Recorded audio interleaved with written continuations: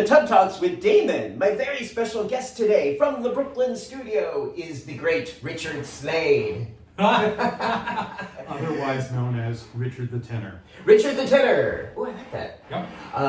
We have a little overflow, so some water's coming out. I'm so glad to see you. So glad to meet you. Nice to meet you. It is great to, sometimes we just hop in the tub and we start to have these conversations that are fun. Richard, the first question I ask every guest is, what do you like most about your body? I'm going to semi-duck that question. I'm going to answer my throat. Okay. Because I have sung all my life, and it's been that's where the Richard the Tenor thing comes from college, and it's a nickname I was given, and I've always sung. And it's just, wow. And I'm a Taurus, and Tauruses are ruled by their throats. I'm a Taurus too. May 8th? April 25th. April 25th, So, okay. April Taurus. Okay. April Tauruses are a little more stubborn than May Tauruses. That's not possible. I think. Oh, maybe. Maybe. We'll find out. Okay. So, is there any hesitation about the body part, about the physical, other than your throat, which is wonderful? Is there any other hesitation that comes in when I ask you that? Oh, I've had weight problems all my life, and I've been shamed for it all my life, and I set out to be an opera singer, which was about the stupidest thing I could have ever done, because you may think, everybody thinks all opera singers are fat, and it's fine to be fat, and let me tell you, all you get in the business is lose weight, lose weight, lose weight, lose weight.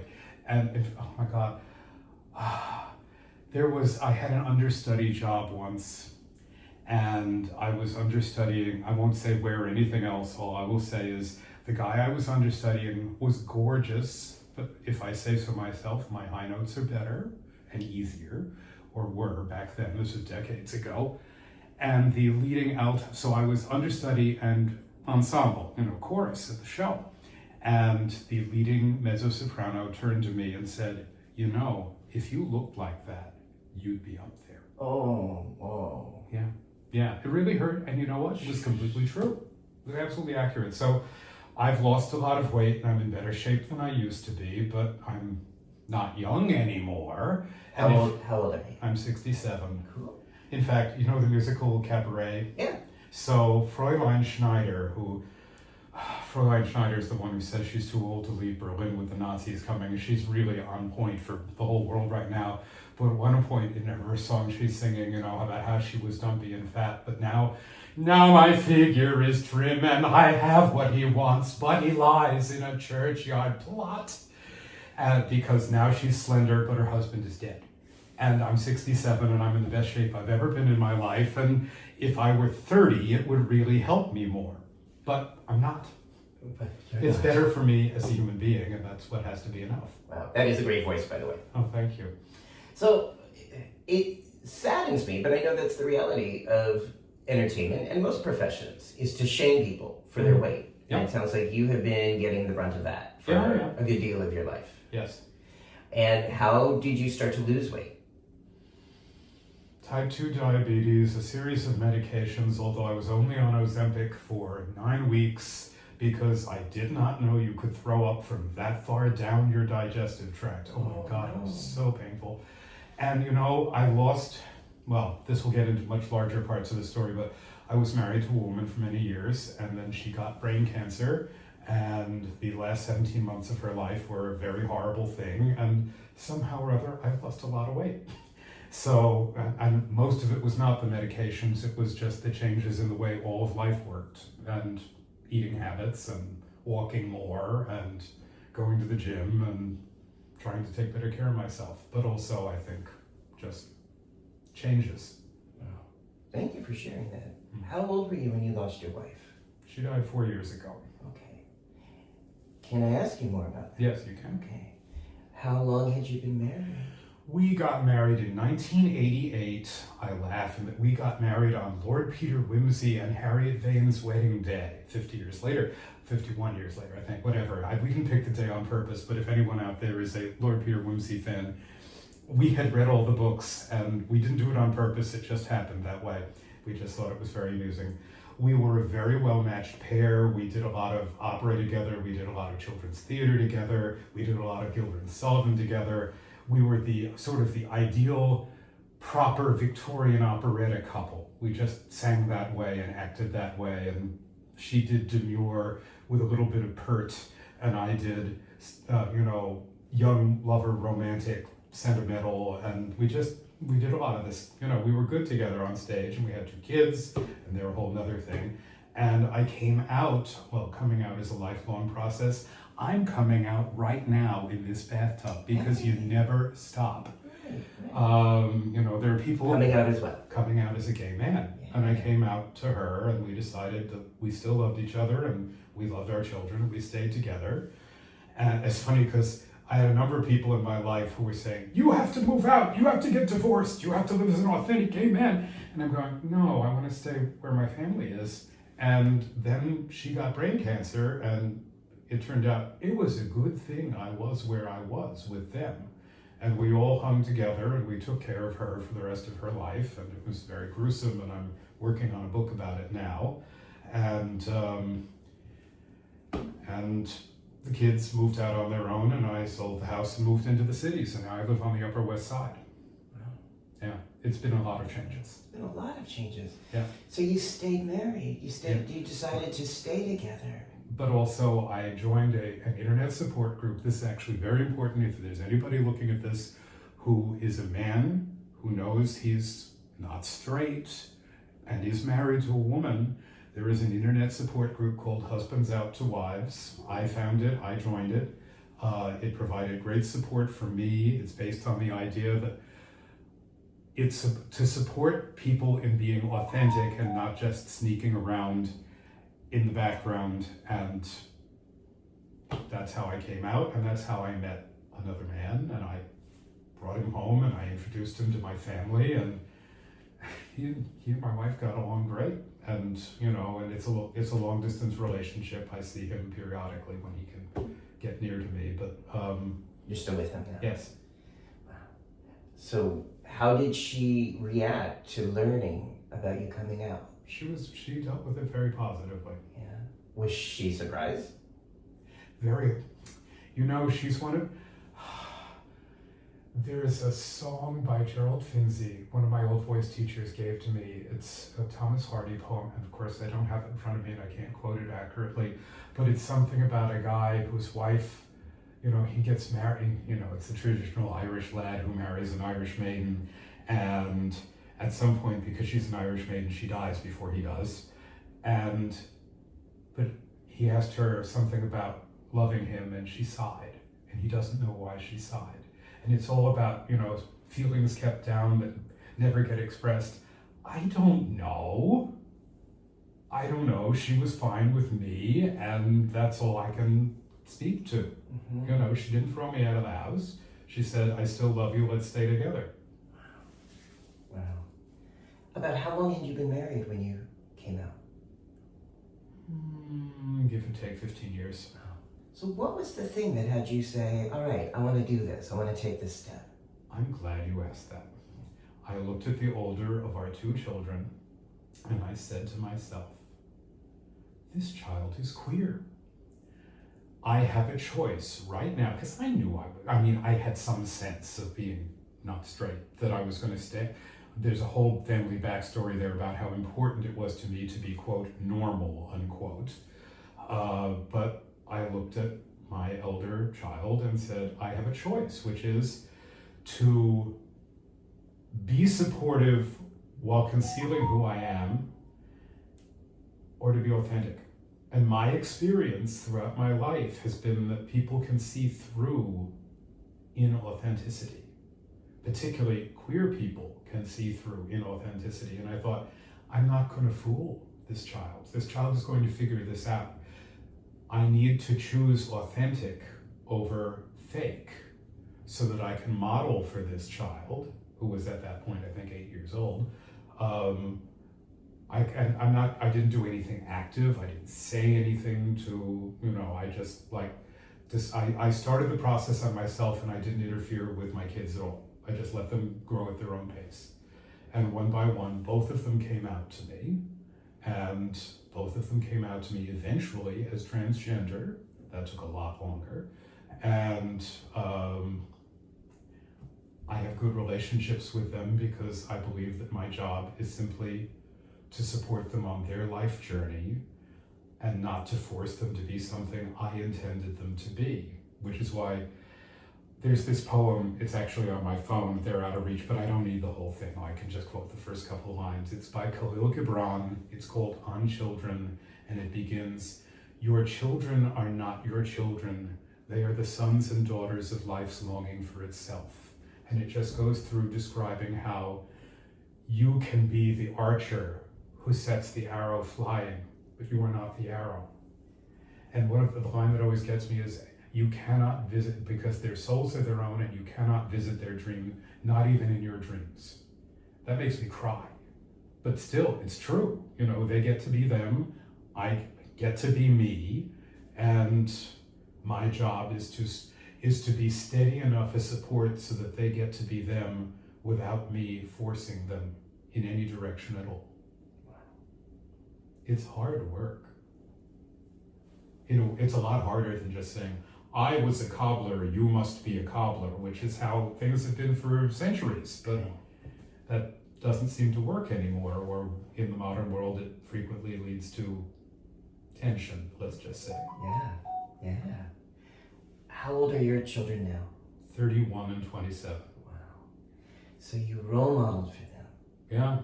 The ability to be authentic. That was my goal, yeah. Are they aware of that choice you made? Yes. But I was really careful because I waited until they came out to me, because I didn't want to influence them in any way. I know that all I hear from the right-wing people is groomer, and I worked so hard at not grooming. Did anyone in your life ever accuse you of that? Someone you know? Well, yeah, okay, yes. I used to teach at these singing workshops. I toured I had a whole singing career that involved a decade of opera and a decade of doing mostly concert work, because I figured out that it's much more cost effective to sing the Messiah because the rehearsal period is so much shorter. And then I sang a lot of recitals or programs I called Danny Boy and 15 songs like it at hospitals and nursing homes and libraries all around the area. And then I joined this singing group called the Western Wind Vocal Ensemble, which is a wonderful organization, and I toured with them for 11 years.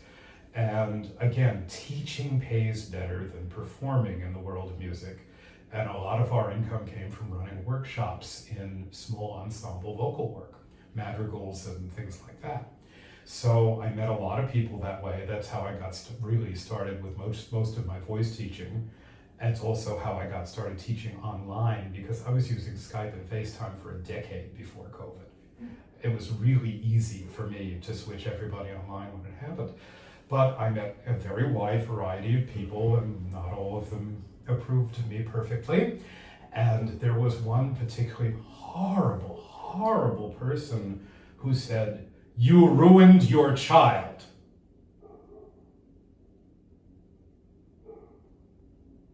That really hurt. Someone you knew personally. Oh yeah, somebody I knew personally. Not only that, somebody I had served, because I taught workshops with him. And so what was his deal with that? Conservative Christian. I kept saying, we're at a workshop in Northampton, it's full of lesbians, why are you even here? Right. But, he wigged out at me. I unfriended and blocked him on Facebook. Good. And it's so funny, I view Facebook as my dining table.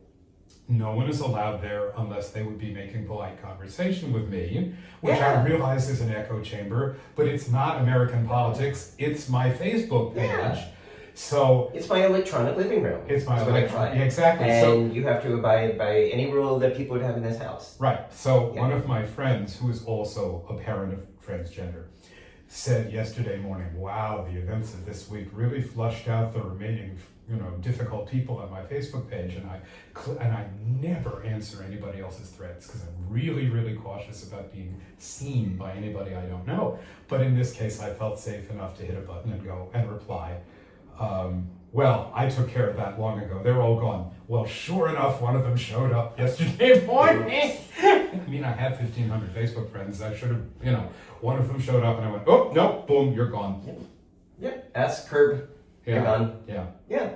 And I think that's healthy. I think there's a good reason to be protective. I think of Facebook, I think of social media as my electronic living room. Right.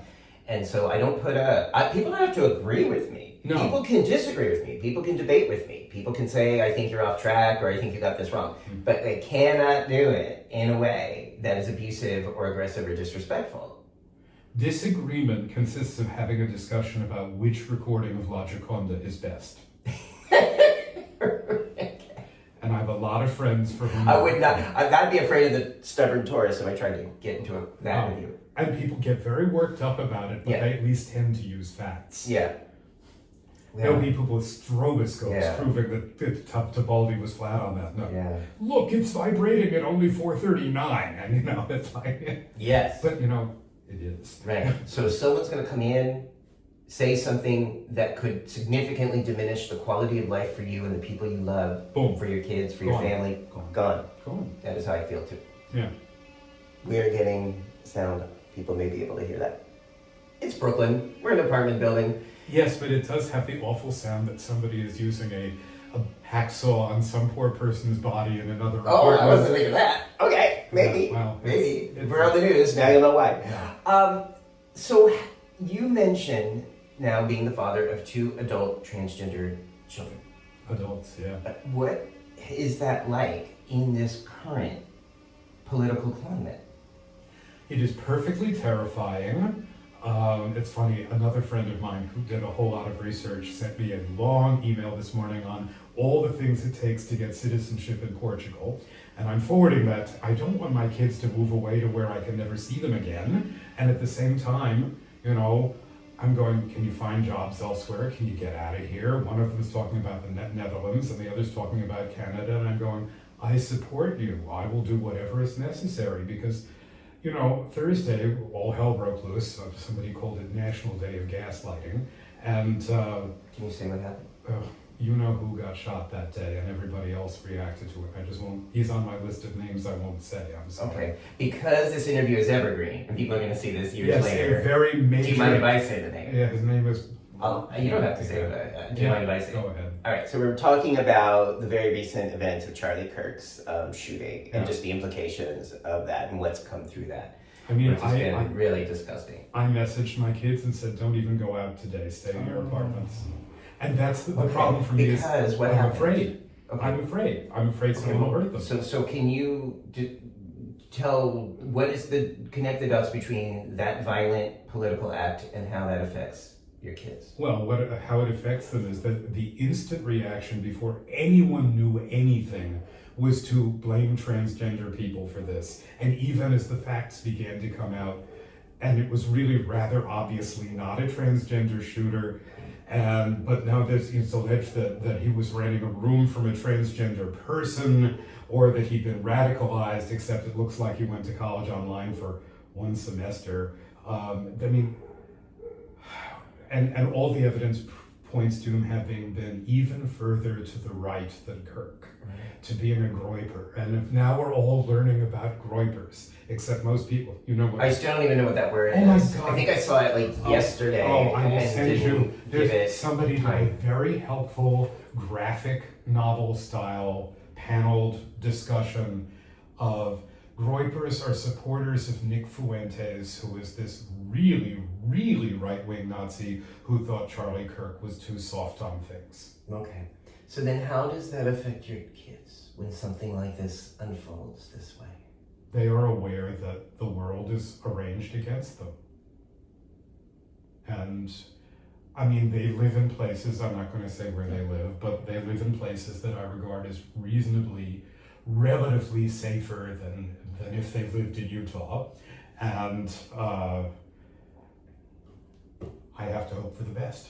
And so the fear when something like this happens and that rhetoric gets out there is that It's they will be two-level. targeted more than they're already being targeted. There is the fear, the funny thing is that a lot of the fear has to do with employment.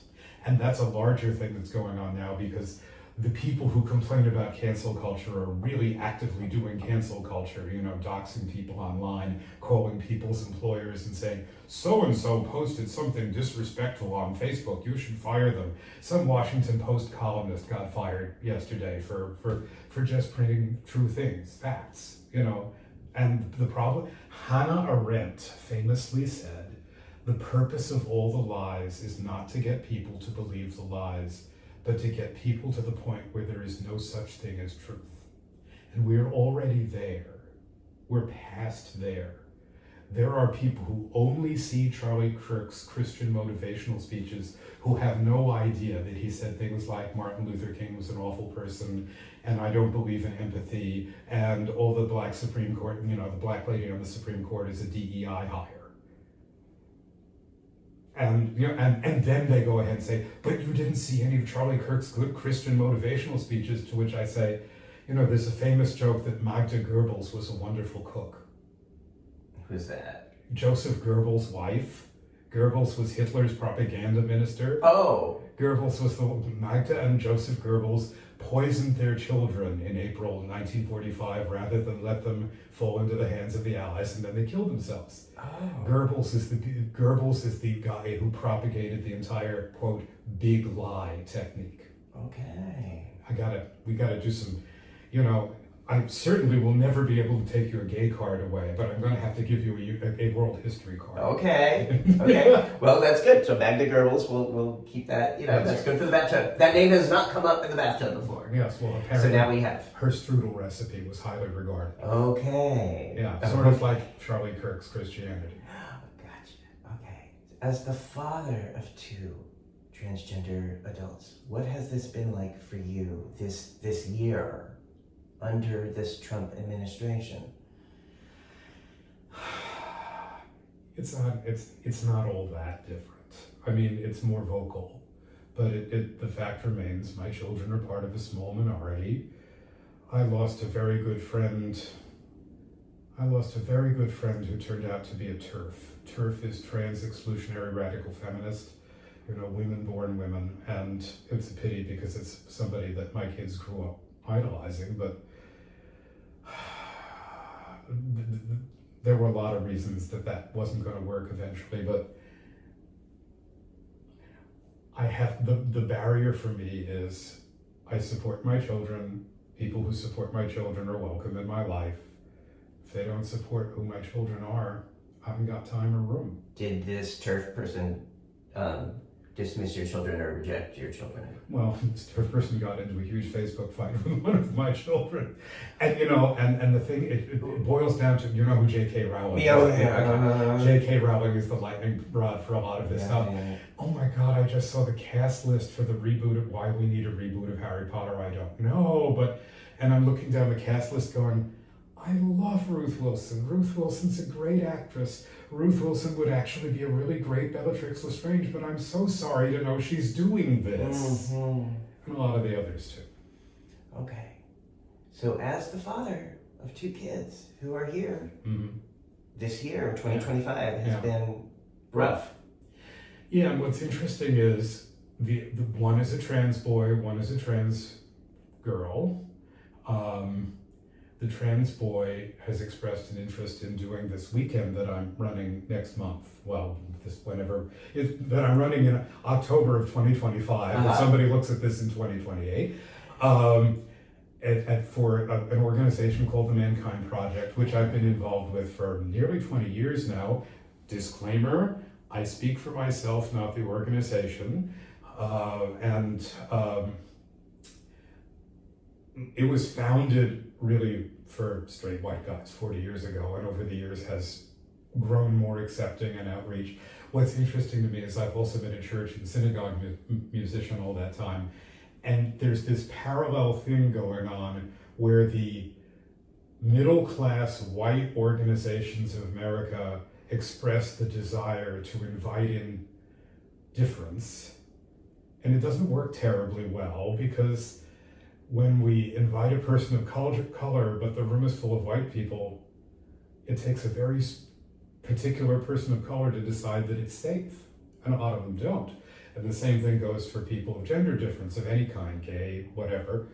But I've been participating in, staffing, and working on weekends that are specifically designed for LGBTQ plus people. The first one I worked on was like 16 years ago.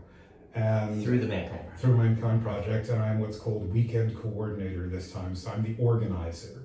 I'm the person, there's a staff of almost 50 people, and everybody has to be plugged into roles because it's this enormous experiential weekend that runs Friday dinner time to Sunday late afternoon, that takes you through all these modules where we learn about our shadows and learn how to express our feelings and learn a common vocabulary for dealing with each other and work on authenticity and accountability and really wonderful stuff. And I like to joke that if Carl Jung and Robert Bly got together to stage the Magic Flute, that's what this weekend is. And there was a trans boy, finally, and again, it's funny, at no point have I said, I want you to do this weekend, no matter how many of them I've staffed. So leading by simply modeling rather than anything else, we got to the point where I said, I want to do this. And your child? yeah, and we'll see. There's still a number of weeks before it's supposed to happen, and a lot of schedule things to be worked out, and I don't know. But we're having a weekend, and we're getting people to sign up, and at the moment that we're doing this in this bathtub, there's room for more. Okay. And I'm really looking forward to it because it's a wonderful bonding experience for the staff. It's a wonderful developmental experience for the people who we call participants or initiates or new siblings when we're done with the weekend. And then the idea is that we welcome people into this community, and in a world where everyone is starved for friends, this is potential friends. So let's talk about the Mankind Project a little more and just what this is. You said this group has been around for... The group's been around since about 1985, give or take. Okay, and it was originally founded as like ways for straight white guys to... It was three guys in the upper Midwest. For the life of me, I can't remember whether it was Wisconsin or Minnesota. And they decided that modern society does not offer healthy initiation into adult manhood to boys. So they created this thing called the Wild Man Weekend, which is supposed to replicate the idea of the elders coming to the village and grabbing the 13-year-olds and dragging them out into the woods to, kill a wild boar or something. And with slightly less, no actual blood, and for about a decade, it developed just like that, and then it began to blossom into something a little more social, how shall I say. And then they started, for the first decade, there were no gay men let in at all. So what would happen if someone was identified as gay and wanted to attend? Now? But back then, when they started? I think during the first 10 years, they were just told no. Okay. But of course, it isn't that clear cut, because I've been at these things where a guy's figured out he's gay halfway through. Well, I was going to say, yeah. Labels are not always, right. rigid, and right. They can change, and you are an example of someone who, has evolved over time. Right. So I'm sure there were gay men at these events, and I'm guessing, I'm only speculating, there's been some touchy stuff going on from time to time. There's absolutely no touchy stuff. One of the rules of the weekend, there will be no, and we read this aloud in the rules at the beginning. Wow. There will be no sex on this weekend, not with self and not with others. How do you define sex? I define sex as any kind of touching that's arousing. Okay. Bill Clinton disagrees with me. Okay. Yeah. Okay, so that's very clear for Mankind. Yeah. The project. They make that a priority, and people agree to that. Because for my taste, the problem with any kind of sexual attraction is it cuts everybody else in the room out. As soon as I'm focused on you this way, if I'm in a circle of 18 people, I've cut out 16 because it's just you and me. If there is no erotic energy, I can be part of a larger circle. So the erotic energy really has to be honored and set aside. Okay, so people are told that. Yeah. So when did gay people start getting included? Slowly but surely, one at a time in the 90s. Okay. I did my weekend in 2008. There were gay people on the weekend, but it was not a gay weekend. Did you identify as gay at that time? Yeah. Okay. And I found the other people on the weekend who we could have each other's backs, as it were. So it wasn't like a gay weekend, it was mixed. It was it's the NWTA, the New Warrior Training Adventure. It's what I call NWTA Classic, or sometimes I call it a straight way. But because there's no erotic energy anyway, it shouldn't be an issue. And at the same time, a container that is queer people has a different energy to it that feels safer if I've been wounded by straight people, which is why the queer-focused weekends are really important. And I know people who said I could not. I went through a standard weekend because I'm a Taurus and I'm stubborn and I could do it. But I know other people who said I would only do this work in a queer container with queer energy, and we do all the same things on the weekend. I've staffed both kinds, but the energy is drastically different. So the ones you do are queer or straight? Well, I do both now.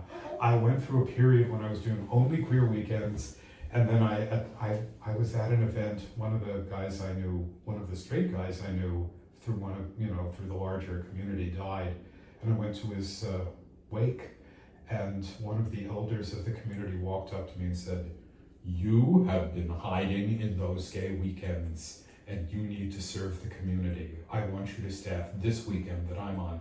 And I went, "Okay, I'll do it." And I've been doing it ever since. Wow.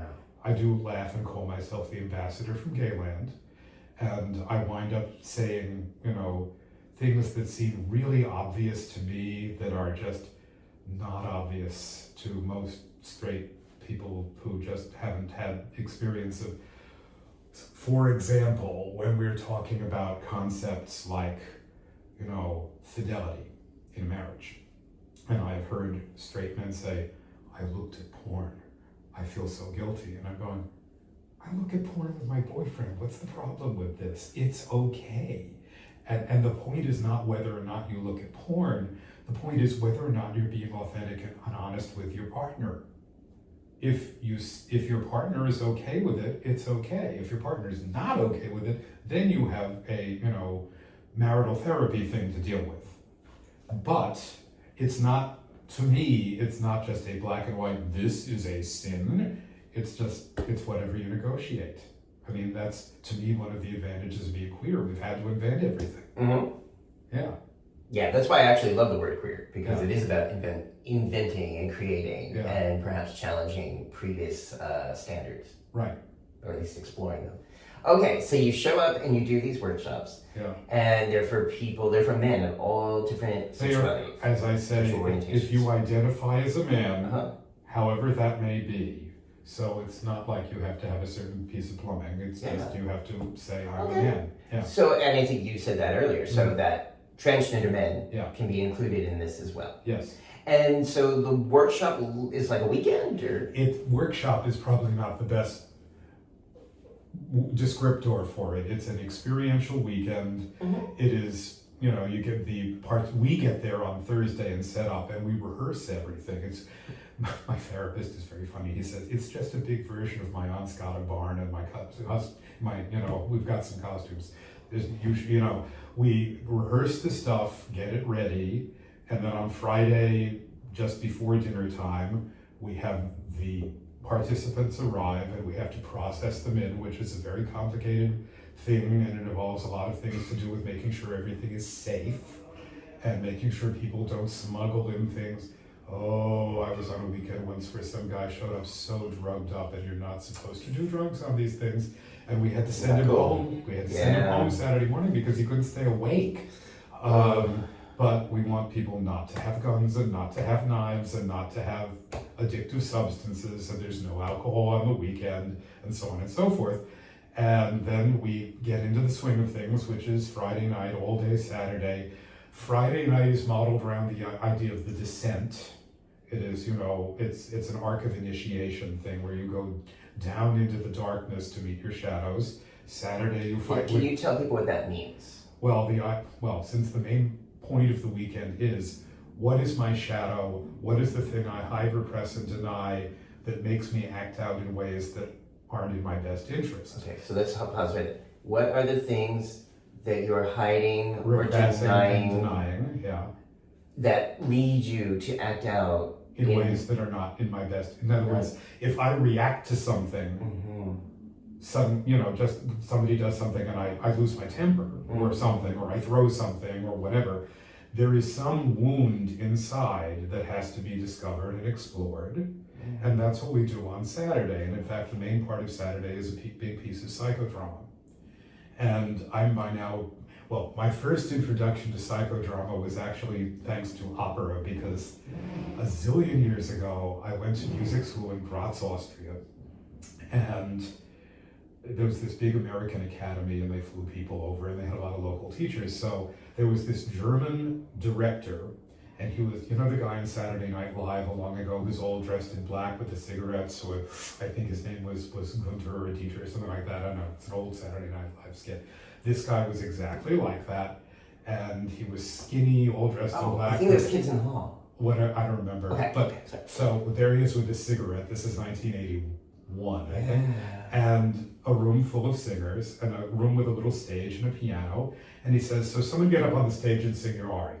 So my friend Joanne gets up on the stage, there's a pianist there, and Joanne says, I'm going to sing So Anch'io la virtù magica from Don Pasquale, Norina's aria, standard aria for a light color to a soprano. The director looks at her and says, pick people from the class to be the people in the aria with you. And she says, there's nobody on stage with me, I sing this alone. He says, but in your fantasy. So she had to pick people to play the other three main characters in the drama, her lover, her antagonist, her accomplice. And then he said, and pick people to be your mother and your voice teacher.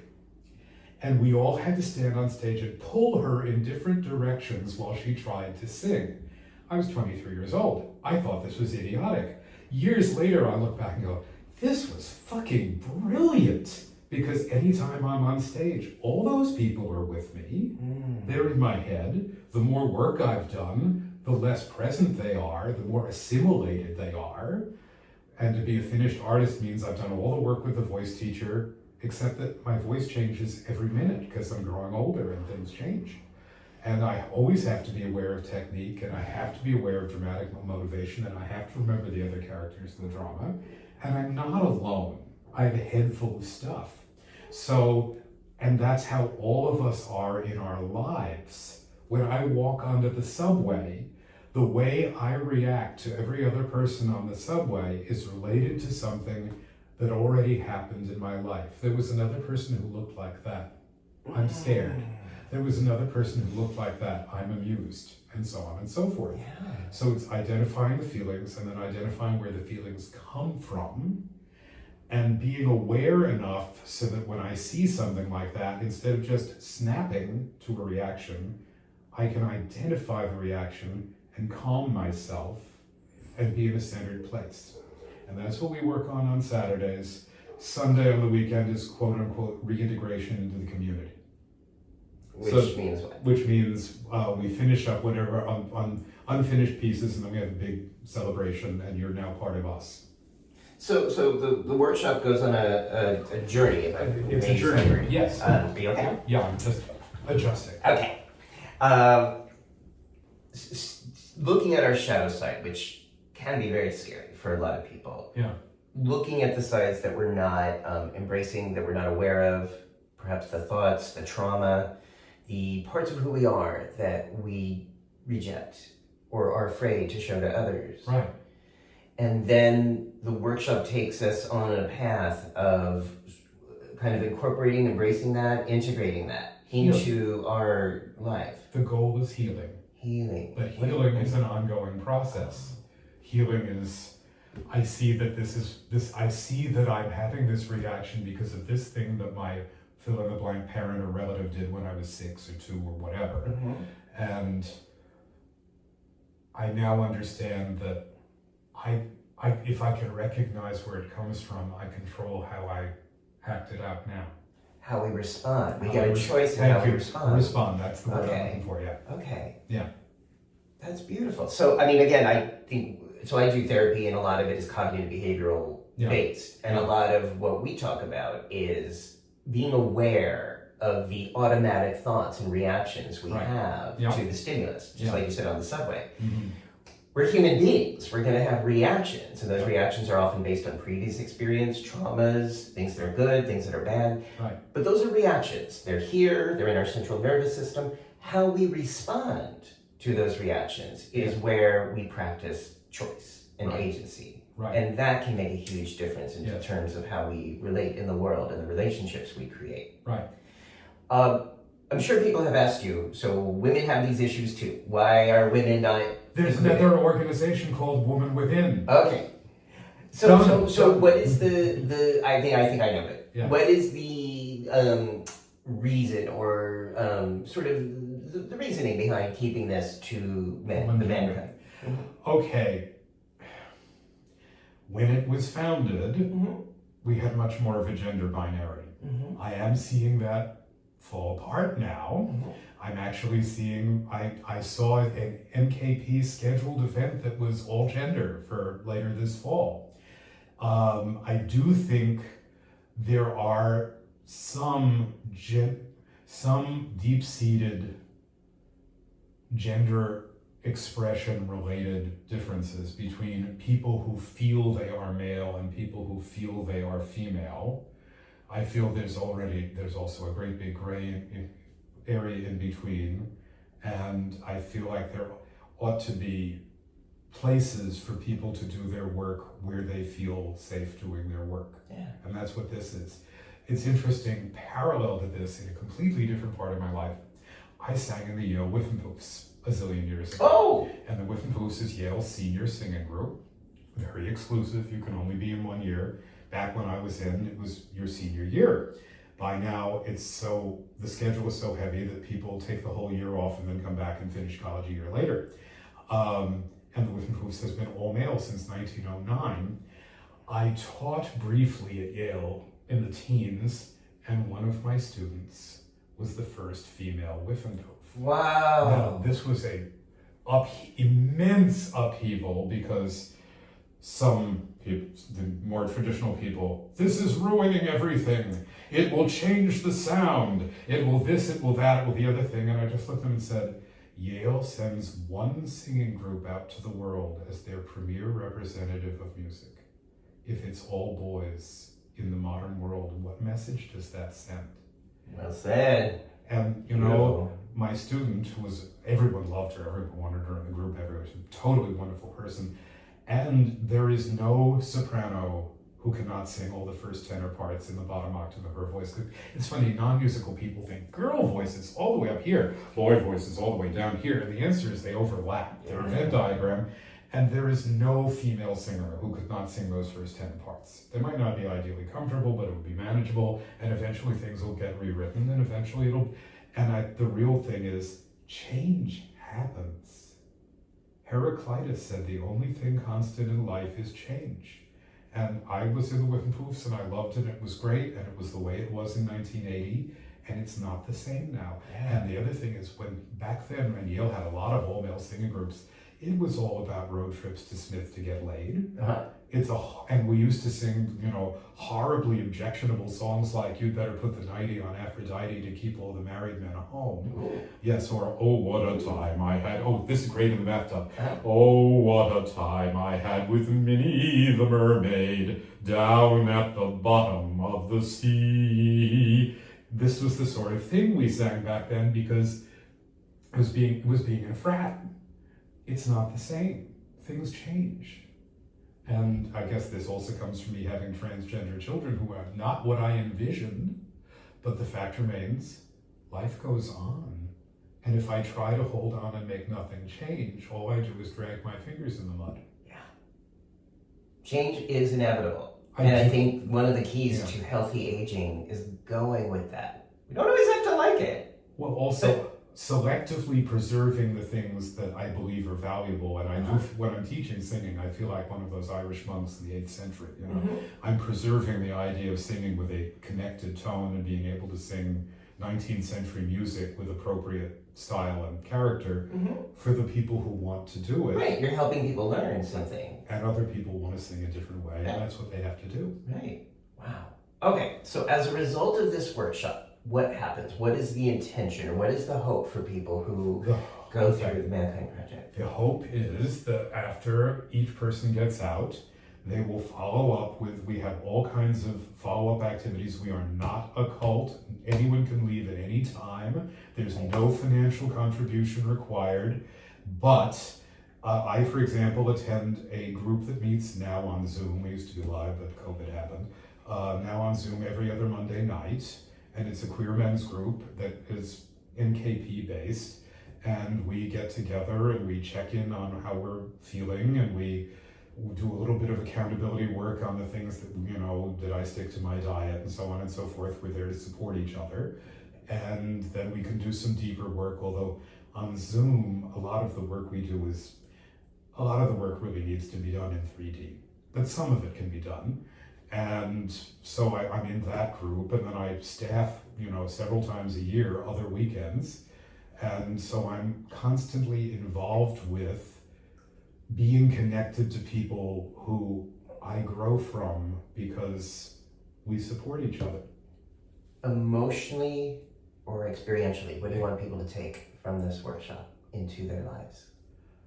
Emotionally, I'm not alone. Experientially, I have ways to process things in my life. Okay, so two essential things that are important that I don't think we talk about enough, or this culture talks about enough for men. We're not alone, and we have things we can do, ways we can react. Now, I think if every person, but especially if every man, understood that and had that nurtured in their lives, I think there would be a lot less violence happening. I think there would be a lot less shootings happening. Yeah, it's funny because the person who was shot last week, one of his famous sentences was he doesn't approve of empathy because he doesn't think anyone can understand what anyone else feels. It's funny because I saw someone say, give the whole quote, he believes in sympathy, just not empathy. And I'm thinking, yeah, but sympathy is a top-down emotion. It's condescending, or can be. Yeah. Empathy is an even level emotion, and the whole point of empathy is, I see that you're going through this. If it were me, this is how I would feel, and I'm here for you. Yeah, to try to put yourself in another person's position, even if you can't fully understand, but you at least attempt as a way of connecting and caring. So men go through the Mankind Project and they learn these tools and they learn these ideas about how they can apply this into their daily lives, into driving in traffic, into riding the subway. Road rage, it's a big issue. It's a big thing. Yeah. And hopefully how they connect and relate with intimate partners. Yes. Right. Okay. When you, do you hear back from participants over time? Oh, sure. In touch with you? Yeah. And a lot of, many of the others also come and staff on other weekends. That's the main way I keep in touch with people. Yeah. Now, sometimes when I say what I just said about connection, I think connection and empathy are the ways we can, practice humanity. But then people do point out that a lot of what we understand about some of the shooters or some of the people doing these graphic shootings are people who are connected, but they're connected to a group of people, often online, who help them to feel like they're part of something greater, which I think we're all seeking. Yeah. But the way that works, the way it gets contorted and distorted is into then, okay, you're one of us, now go do something to hurt them, the others. I think of this as the difference between freedom from and freedom to. Freedom from is the freedom from seeing anything unlike me, and freedom to is be authentic me and not have to be like other people. So when I see somebody say, all gay people should be stoned to death, I see someone who wants to be free from a world where there are any gay people and wants all the people to be exactly like them. On the other side, I want to be free to be me, and I don't want to force somebody else to be like me. And that's the part that, whether or not they get it as immaterial, it isn't important to them. So my template for the world I want to live in, and again, I do so many old cultural references, the movie 9 to 5. Oh yeah, hello. So now we're on familiar terms. So Dolly Parton is the goddess of she's everything. Dolly is, I love Lily Tomlin, and Jane's great too, but Dolly is it. Oh, yeah. And when Dabney Coleman gets free and comes back to his office and he opens the door and his drab gray office is all bright colors. Yeah. That's my world. Yeah. Oh. Now I realize some people say, that's feminized. I'm going, and your problem is? It's beautiful. It's beautiful. That last chapter. Yeah, yeah. When he walks into the office and it's colors and it's there's a daycare center and everything is arranged. Part-time. Everyone has freedom. Yeah. As a result, they do their jobs better. Yeah. And they relate to each other better. And they're happy. Yeah. And to me... See, I think of The Wizard of Oz when she opens the door from black and white to Technicolor. Oh my God. Yeah. but I like the 9 to 5 reference too. That works. Yeah. From his drab world into the world of color and beauty and light. And again, as you point out, in society and culture, when people are encouraged to be their authentic selves, we often get along better. We get more shit done. Yeah. Right? Productivity goes up. But we don't get along better with the people who don't want authenticity. Yeah. Because it gets back to what I said earlier, something about I was a cobbler, you will be a cobbler. And even though there's a lot of emphasis placed right now on the internet culture and the influencers and all the things that are filling young men's minds with stories about how entitled they are, I really do think that an enormous component of this is top down from parents and religion, because there's this conformity pressure, extremely strong conformity pressure. You're not acceptable unless you're like us. Yeah.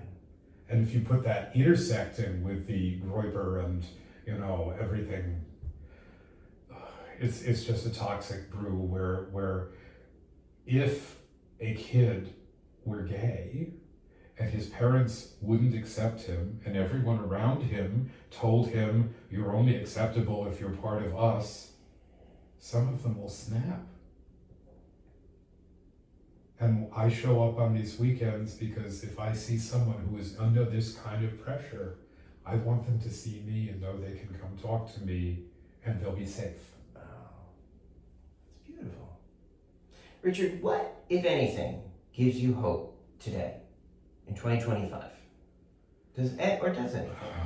This is hard. My kids give me hope. Their friends give me hope. Like how? How? What do they give you hope? They give me hope for the fact that they care about the people around them and they try to make their world better. Mm. And that's you're doing that too.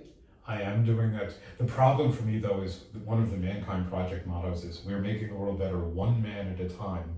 And the problem with that is different, old story. Adlai Stevenson ran for president in the 50s. Some lady walked up to him and shook his hand and said, "Mr. Stevenson, you have the vote of every thinking American." And he said, "I'm going to have to do better than that." Oh, that's pretty relevant to where we're at today. It is, yeah. Because I have hope that I can help one at a time, but I'm scared in the aggregate. Yeah. Thank you for that. Is there anything I haven't asked you that you want to make sure we cover? Or that you want the Tough Talk audience to be aware of, to know about? Oh my God, I could go on for hours, so you must stop me. We'll have to come back. I would gladly do it. The water is warm. How is it feeling doing this Tough Talk interview today? I'm loving it. It's great. Thank you. Good. Can you tell me the significance of the hat? Oh my God. So I'm wearing the hat.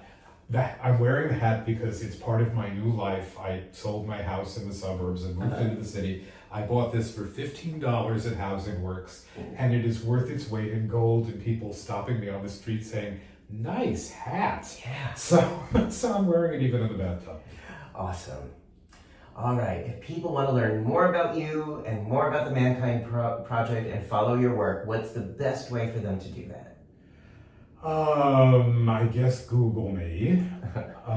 If you Google Richard the Tenor, all one word, there's two websites. It's funny, it's actually scary giving this information out because I don't necessarily want to be. Well, we won't do it unless you want. If you wanted people to keep up or follow, that's why this would be. At this relevant. point, I think the most useful thing is to Google Richard the Tenor. Okay. No.